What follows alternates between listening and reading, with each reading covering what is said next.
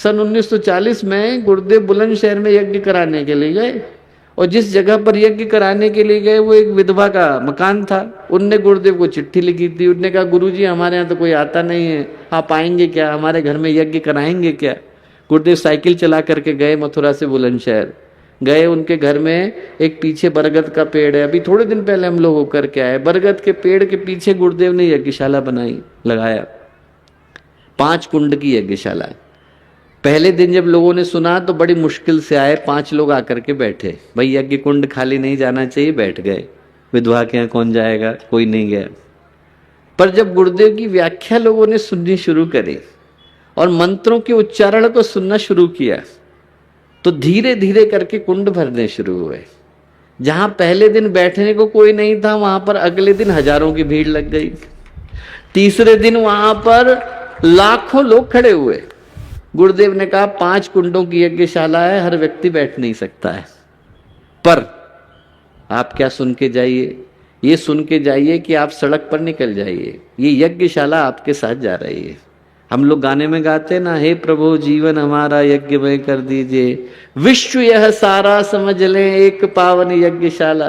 गुरुदेव ने कहा यहां से हम आपको गिफ्ट में यज्ञशाला दे रहे हैं, लेके जाइए, ये यज्ञशाला आपके साथ जा रही है। सड़क पर कोई महिला आपको दिखाई पड़ती है, उसकी आंख का ऑपरेशन कराना है और आपने उसकी आंख का ऑपरेशन करा दिया, उसके मोतियाबिंद को दूर कर दिया, तो आप समझिएगा कि आपकी आहुति यहां आकर के इस यज्ञ में लग गई। किसी व्यक्ति को दुख है, उसके दुख को आपने दूर कर दिया, तो आप समझना आपकी आहुति आकर के यज्ञ में लग गई। बहुत लोग हैं जो यहाँ बैठे हैं, बहुत लोग नहीं आ पाए।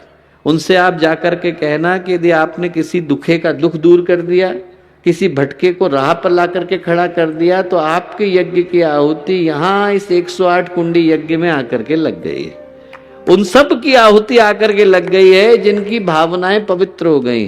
जो यज्ञ का संदेश है वो बड़ा स्पष्ट है। गुरुदेव ने कहा कि यज्ञ उसी के जीवन में सफल हो पाता है जो व्यक्ति बांटना जानता है, देना जानता है। भगवान गीता में कहते हैं यज्ञात् भवन्ति पर्जन्य यज्ञ कर्म समुद्भव। क्या अर्थ है उसका? अर्थ यह है कि भाई संसार में 2 तरह के यज्ञ चल रहे हैं। एक यज्ञ तो वो चल रहा है जो हम लोग यहाँ पर कर रहे हैं, और एक यज्ञ वो चल रहा है जो प्रकृति कर रही है। प्रकृति ने भगवान सूर्य को यज्ञ कुंड बनाया हुआ है, सब मिल करके अपनी आहुतियां वहां पहुंचा रहे हैं। ये नदी बहती चली जा रही है, और जो नदी बह रही है वो एक व्यक्ति के लिए नहीं बह रही कि अरे साहब मैं सिर्फ निमाड़ के लिए बहूंगी, सिर्फ मालवा के लिए बहूंगी, सिर्फ खानदेश के लिए बहूंगी। नहीं, सभी के लिए बह रही है। जो आए, चाहे उसको गाली देता हो, चाहे उसकी पूजा करता हो, पानी बराबर मिलेगा। नदी हर एक के लिए बहती है। नदी में से बादल निकलते हैं, हर व्यक्ति के लिए निकलते हैं। बादल से बारिश होती है, हर व्यक्ति के लिए होती है। बारिश से धरती को अन्न मिलता है, हर व्यक्ति के लिए निकलता है। और ये मिलता किसको है? इंसान को मिलता है। अब जिम्मेवारी इंसान की है कि वो इन सबको बराबर पोषित करे। धरती को दे, आसमान को दे, बादलों को दे, नदी को दे, पहाड़ को दे। यदि इस यज्ञ को करने से हम लोग चूक जाते हैं और हम लोग रुक जाते हैं तो ये भी देने से मना कर देते हैं। धरती भी कहती है मैं अन्न कैसे दूं, तुमने तो लौटाया नहीं। बादल भी कहते हैं मैं बारिश कैसे करूं, तुमने तो लौटाया नहीं। जो ये यज्ञ है वो पूरी धरती के लिए चल रहा है। एकनाथ के पास भगवान आए, गधा बन करके आए। भगवान वाराणसी से एकनाथ ने जल लिया गंगा का, रामेश्वरम में चढ़ाएंगे। बहुत सारे कांवड़ियों के साथ चले।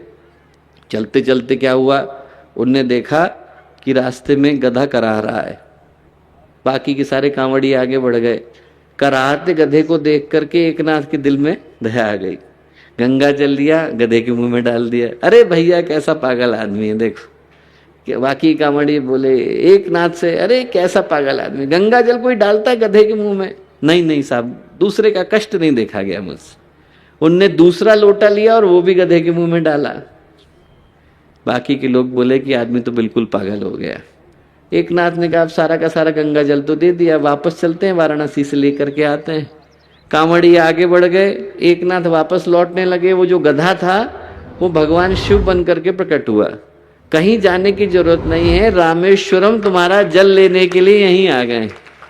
इन घटनाओं का, इन शिक्षाओं का क्या उद्देश्य? एक ही चिंतन है। यहाँ कण कण के अंदर, अणु अणु के अंदर, हर जीव के अंदर परमात्मा विराजमान है। हमारे YouTube चैनल शांति कुंज वीडियो गायत्री परिवार को सब्सक्राइब करें एवं बेल आइकन जरूर दबाएं ताकि गायत्री परिवार की विभिन्न गतिविधियों की जानकारी आपको मिलती रहे।